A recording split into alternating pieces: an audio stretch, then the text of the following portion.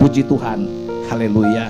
Baik Bapak Ibu yang saya kasih dalam Tuhan, sesuai dengan tema firman Tuhan hari ini adalah aku hidup karena perkataannya. Nah, kita mulai dari satu ayat firman Tuhan dari Roma pasalnya yang ke-6 dari ayatnya yang ke-23. Pada surat Roma pasalnya yang ke-6 dari ayatnya yang ke-23.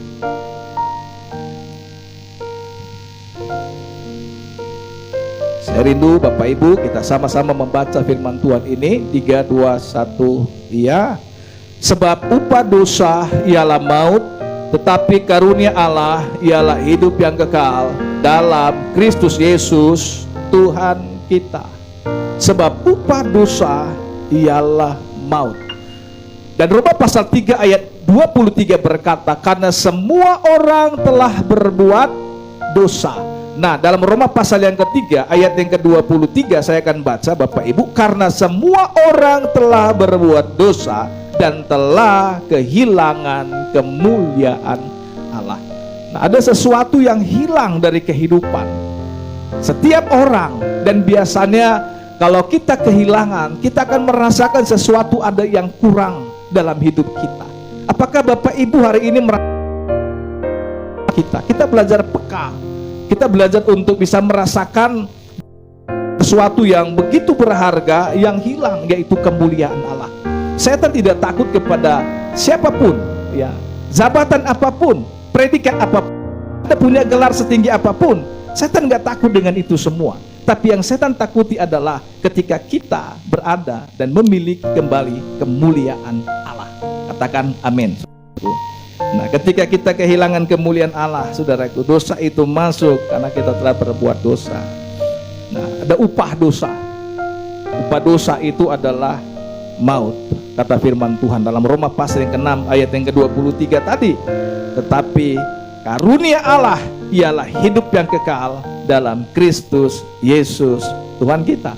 Tentu tidak ada seorang pun kita yang mau mati binasa, tapi kita semua, saya yakin, semua kita akan berusaha untuk boleh mendapat bagaimana mendapat kasih Yesus yang telah mati di kayu salib, yang menebus segala pelanggaran kita.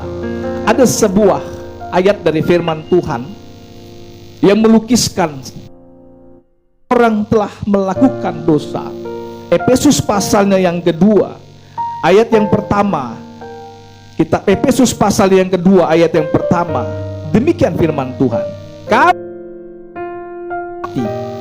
sudah mati karena pelanggaran-pelanggaran dan dosa-dosamu. Jadi manusia di hadapan Tuhan itu dihitung mati itu pada waktu seseorang itu hidup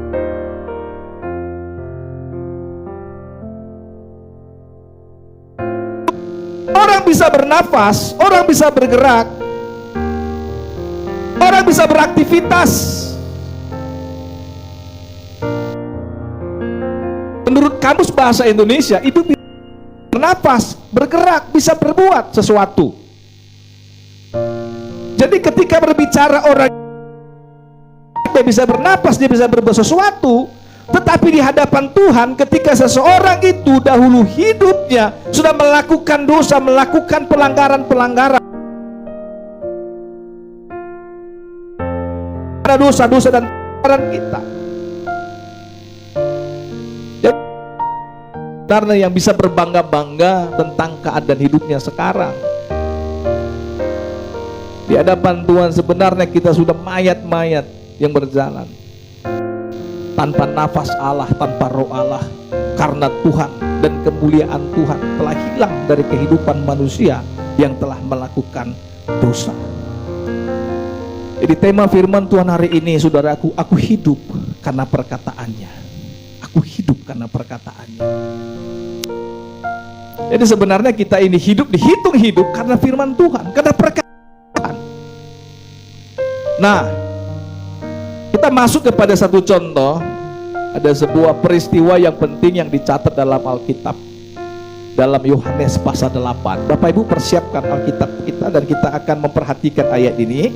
Saya akan baca keseluruhan dari ayat Yohanes pasalnya yang ke-8 ini, dari ayat 1 sampai seterusnya. Bapak Ibu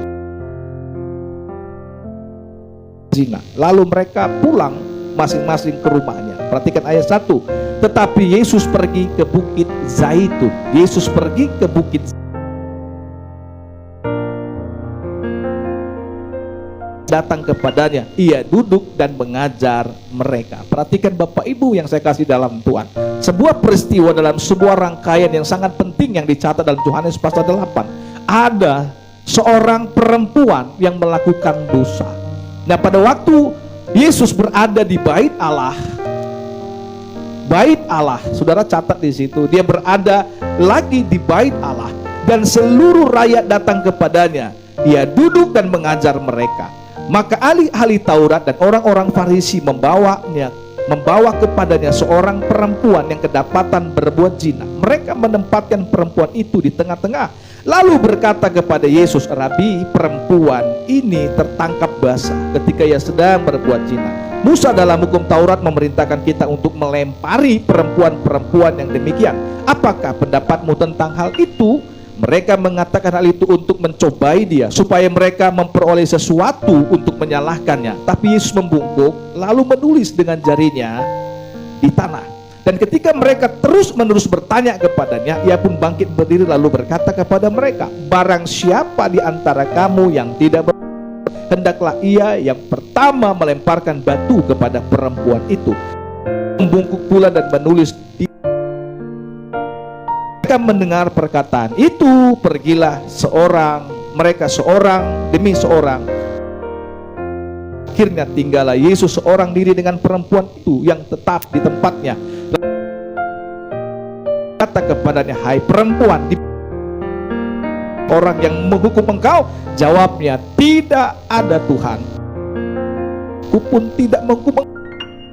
Jangan berbuat dosa dari sekarang. Lihat yang konflik ya, yang sangat lengkap sekali, saudaraku, bagaimana ketika ada seorang yang dapat melakukan dosa ya, ketika dia melakukan perbuatan zina. Apakah perempuan ini seorang istri dari laki-laki, anak gadis ya, tapi tidak disebut, hanya juga tidak disebut. Kalau penafsir berkata dia adalah Maria Magdalena dan seterusnya, tapi kita tidak bicara siapa perempuan itu ya. Bagi kita namanya tidak penting, asalnya tidak penting, tapi ada sesuatu hal yang pesan yang sangat penting hari ini, perkataannya yang memberi kita kehidupan. Aku hidup karena perkataannya. Nah, saya menyelidikin ayat ini, saudara.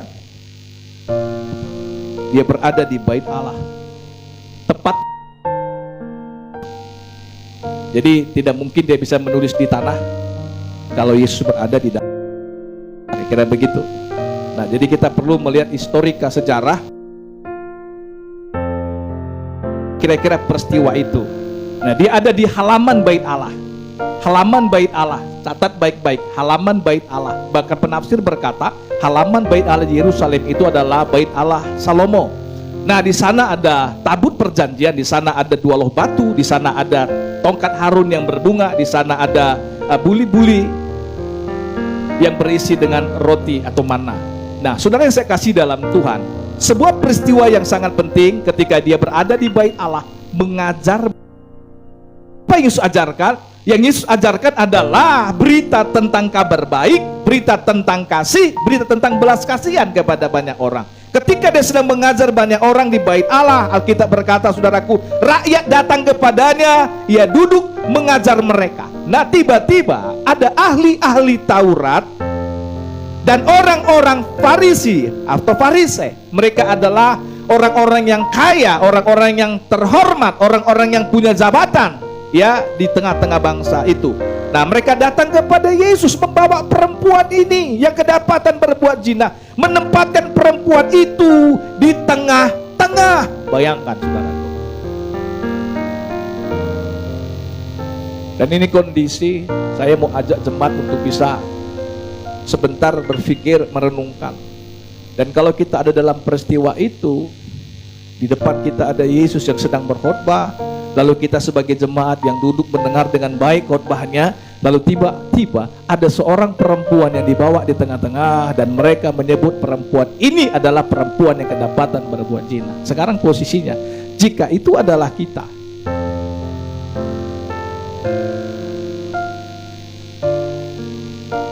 dan perempuan itu tahu konsekuensinya, sebab ketika ahli Taurat dan orang Farisi membawa perempuan ini di tengah-tengah, mereka punya tujuan dan maksud adalah untuk menangkap Yesus juga. Jadi saudaraku,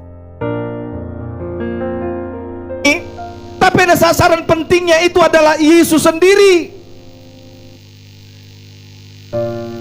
Kenapa mereka membawa kepada Yesus? Bukankah mereka ahli Taurat? Bukankah mereka orang Farisi yang punya hak, yang punya jabatan, yang bisa meletakkan sesuatu kepada seseorang, hukuman itu? Tapi kenapa mereka bawa kepada Yesus?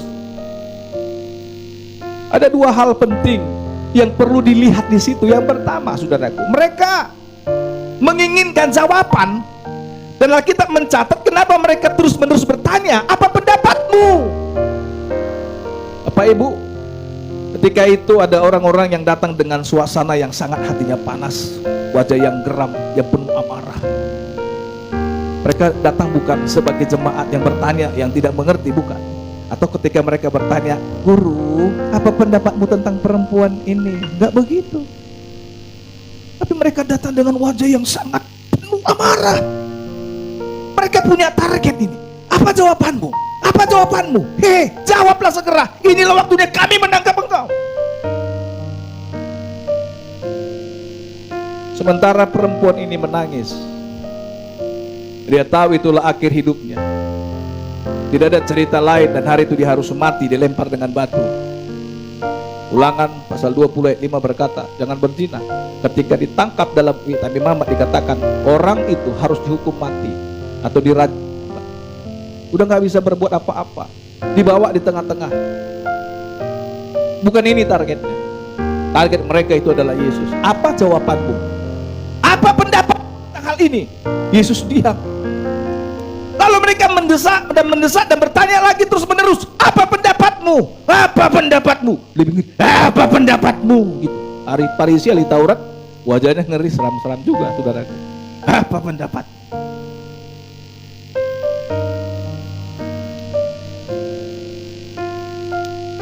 Sesuatu yang sangat menarik. Mereka menunggu kalau Yesus berkata begini, kalau Yesus menolak. Karena Yesus kan mengajar belas kasihan dan kasih. Kalau Yesus bilang begini, jangan, berarti Yesus sedang melanggar hukum Taurat. Itu biar paham ya. Karena itu ada di halaman Bait Allah. Di halaman Bait Allah, kalau di dalam Bait Allah ada tabut yang di dalamnya ada hukum Taurat. Berarti kalau Yesus salah menjawab, dia menentang hukum Taurat. Berarti dia menentang hukum yang sedang berlaku. Artinya mereka tinggal nangkap Yesus lalu membawanya ke pengadilan. Mudah bukan, saudara? Atau ketika Yesus, saudaraku, berkata, "Iya, lempar dia dengan batu." Maka orang akan berkata, ayo, kau duluan lempar perempuan ini dengan batu, karena kau adalah orang yang benar. Tapi kalau Yesus lakukan itu, melempar perempuan itu dengan batu, dia juga melanggar hukum Rom. Karena pada waktu itu orang Yahudi sedang berada dalam pengawasan pemerintahan Rom. Sehingga ketika orang Yahudi nggak melakukan hukum apapun selain izin dari pemerintah Rom. Jadi pada waktu Yesus setuju melempar perempuan dengan batu, dia pun ditangkap juga sebagai orang Yahudi, akan dibawa ke pengadilan Rom. Strategi yang luar biasa yang dimainkan oleh ahli Taurat dan orang Farisi untuk menjebak Yesus. Karena kita bilang mereka bertanya adalah untuk mencobai dia. Catat di situ. Ada sesuatu yang menarik, saudaraku. Saya coba selidikin apa yang ditulis Yesus, saudara. Gitu. Saya mencoba dari eksegesi Alkitab, saudara. Terjemahan ini, tafsir ini, nggak menemukan. Alkitab tidak mencatat secara detail apa yang ditulis Yesus di atas tanah itu.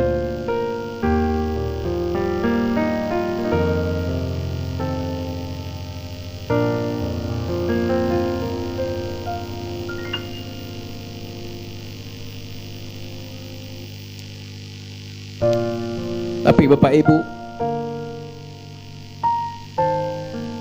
saya yakin dan saya percaya, sama seperti apa yang dikatakan oleh penulis Ibrani. Kita buka sebentar, Ibrani pasalnya yang ke-8 itu, ayat 12. Ini sebuah peristiwa yang sangat penting. Orang bertanya kepada saya, saudaraku, apa yang ditulis Pak Yesus waktu dia membungkuk dan menulis itu di tanah? Nah, dalam Ibrani pasal 8, Bapak Ibu perhatikan ayat 12. Sama-sama yuk kita baca 3-2 ya. Sebab aku menaruh belas kasihan terhadap kesalahan mereka dan tidak lagi mengingat dosa-dosa mereka. 13. Oleh karena ia berkata-kata tentang perjanjian yang baru, ia menyatakan apa yang pertama sebagai perjanjian yang telah menjadi tua, dan apa yang telah menjadi tua dan usang telah dekat kepada kemusnahannya. Ayat 12 menjadi kata kuncinya. Aku menaruh belas kasihan terhadap kesalahan mereka dan tidak mengingat-ingat dosa-dosa mereka. Ini kabar baik.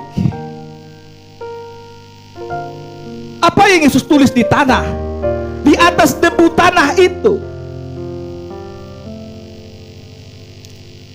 ketika Tuhan menulis hukum Taurat dengan jarinya di atas 2 loh batu,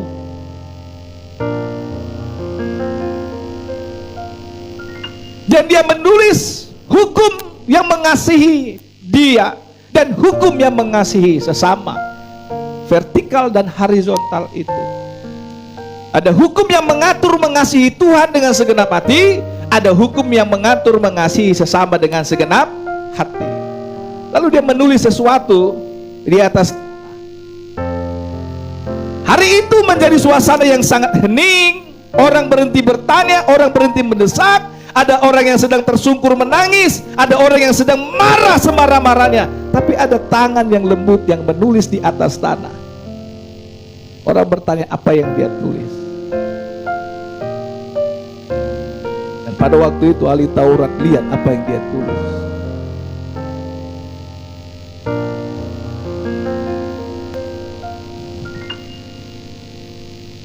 Yesus bilang, jika ada di antaramu yang tidak berbuat dosa, dialah yang pertama kali melempar perempuan ini dengan batu. Lalu dia menulis kembali di tanah. Dan ahli Taurat itu mereka lihat lagi apa yang dia tulis di atas tanah.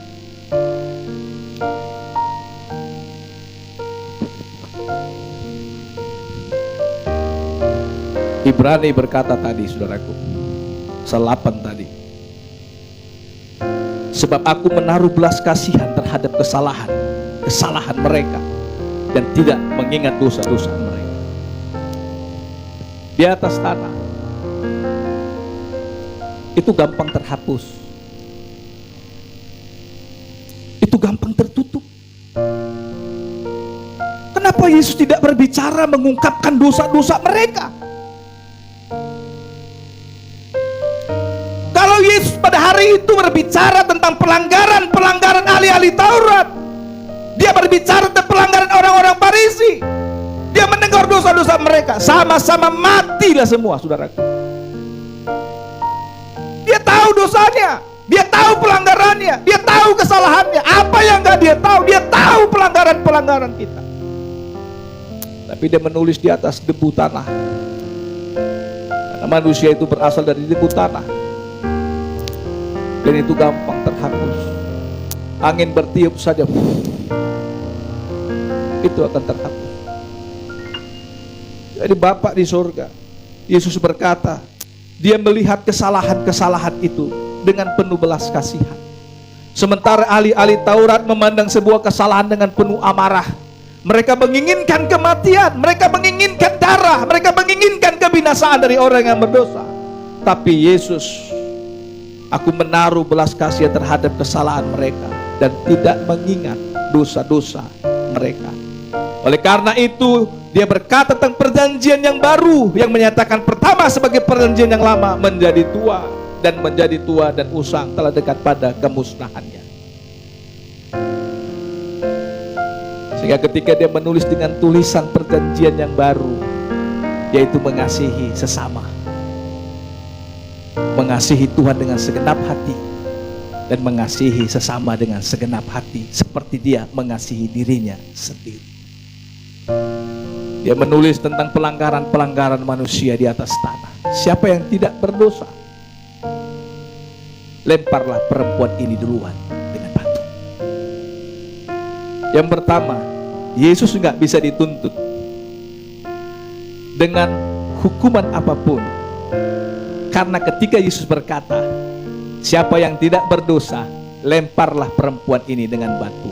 Dia tidak menentang apa yang dikatakan Musa, harus mati karena batu, karena pelanggaran dilempar dengan batu. Tapi sesuatu hikmat yang luar biasa, hikmat yang tidak terhingga, hikmat yang tidak bisa diukur oleh apapun yang dimiliki Yesus. Dia tidak membela perempuan ini, tetapi perkataannya lah yang memberikan kehidupan kepadanya.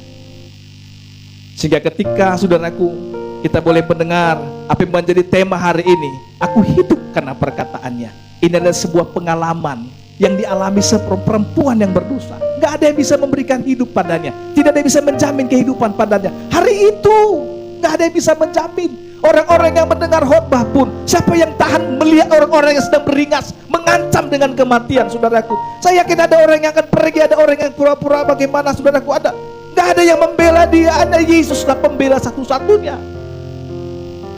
Di depan bait Allah, sebuah momen yang sangat luar biasa. Ketika Yesus salah menjawab, dia sedang menodai hukum Taurat. Tapi hikmat yang luar biasa, dia tidak berbicara, tapi dia menulis sesuatu.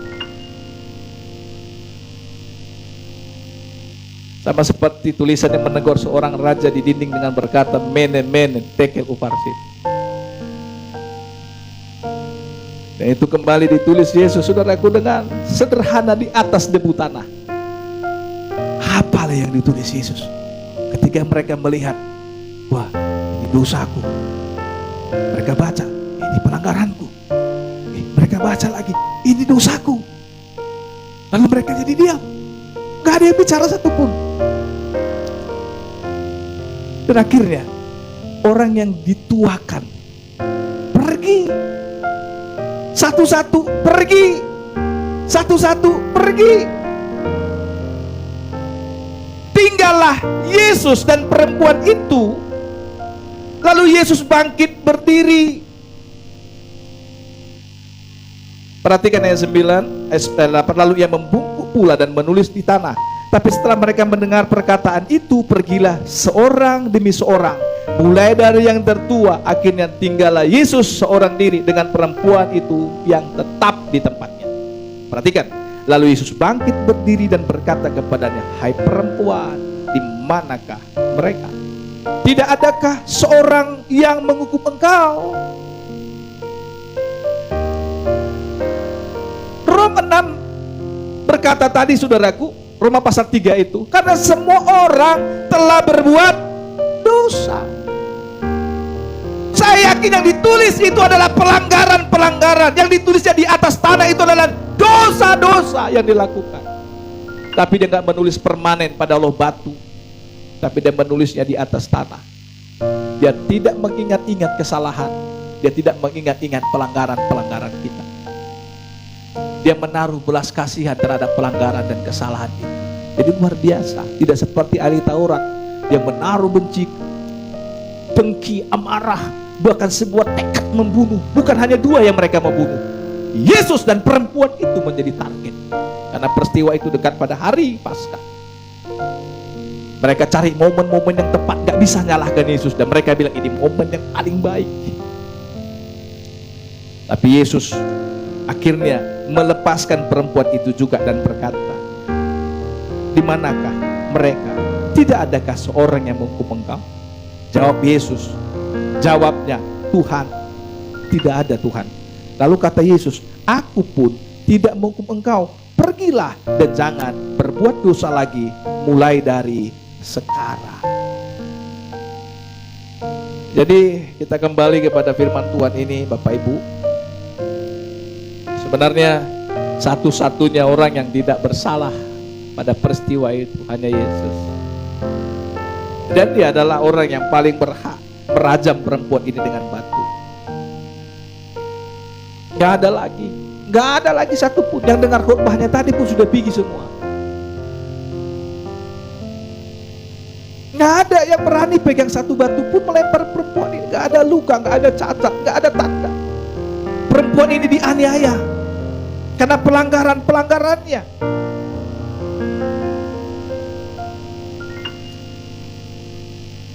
Tapi Yesus pun tidak menghukum dia.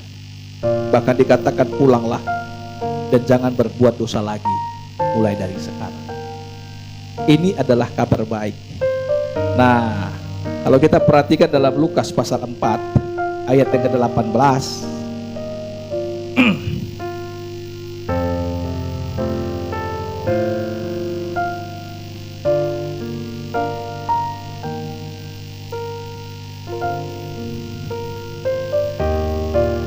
dari Lukas pasal 4 ayat 18,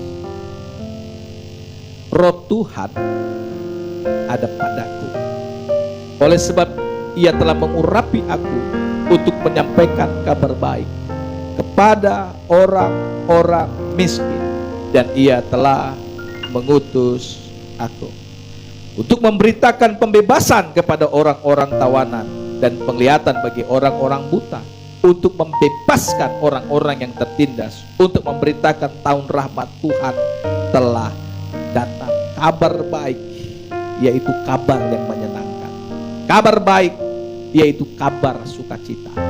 Jadi orang yang dipenuhi Roh Kudus, orang yang dipenuhi oleh Roh Tuhan, hidupnya akan memberitakan kabar baik, kabar yang menyenangkan, kabar sukacita. Jadi Yesus penuh Roh Kudus, ini yang dia beritakan. Saya juga rindu ketika kita mendengar firman Tuhan, mungkin keras, tajam, mengkoreksi kita.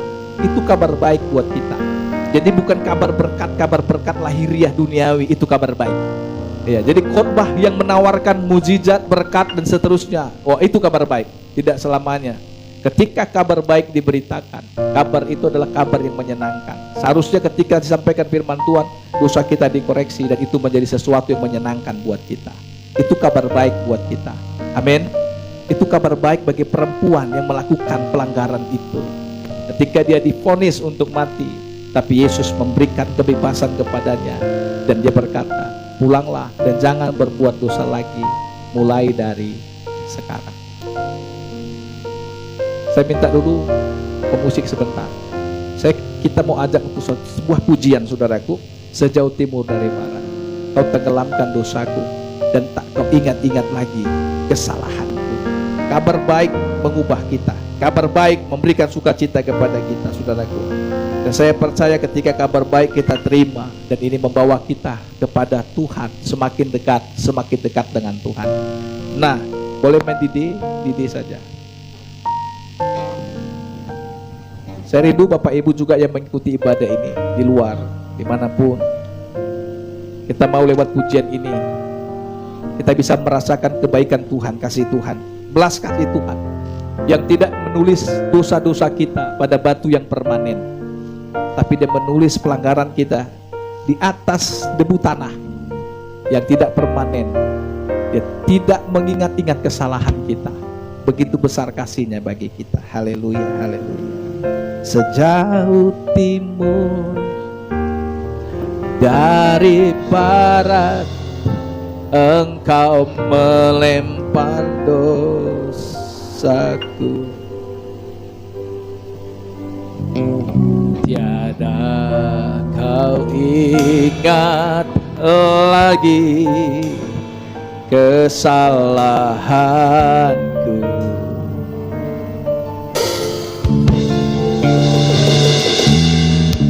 jauh ke dalam tubir laut, Engkau melemparkan dosaku. Tiada Kau perhitungkan pelanggaranku Tuhan, hitungkan pelanggaranku. Katakan betapa besar kasih-Mu, besar kasih pengampunan-Mu Tuhan. Tak Kau pandang hina hati yang hancur.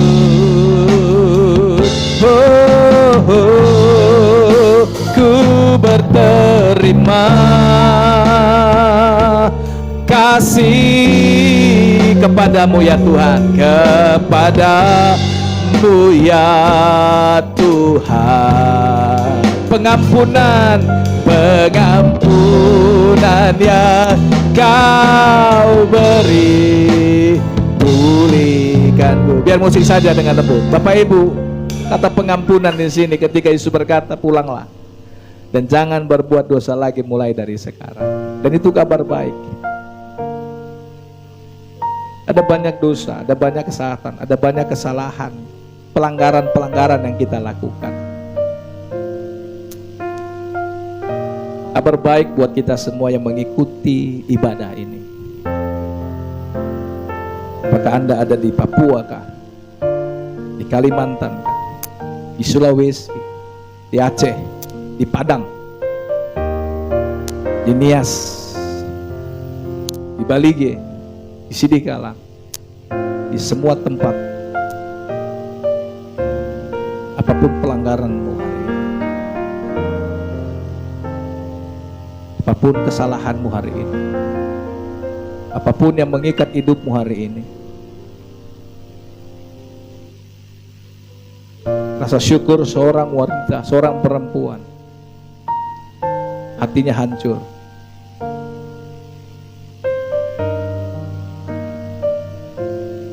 Dia tidak bisa melihat ke kiri, ke kanan, ke depan.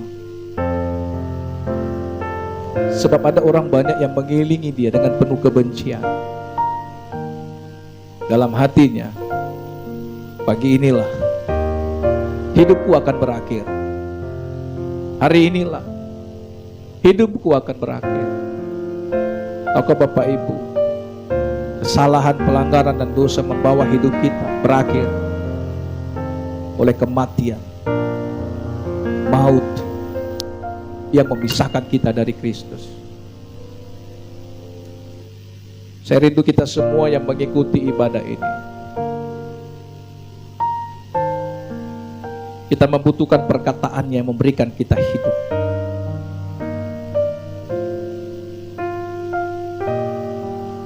Jika tidak ada di antaramu yang berbuat dosa,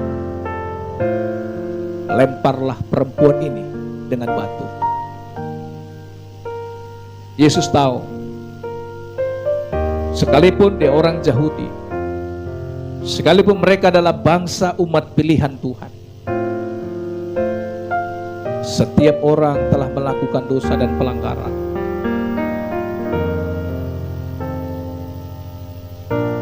Daud sendiri mengakui pelanggarannya di hadapan Tuhan.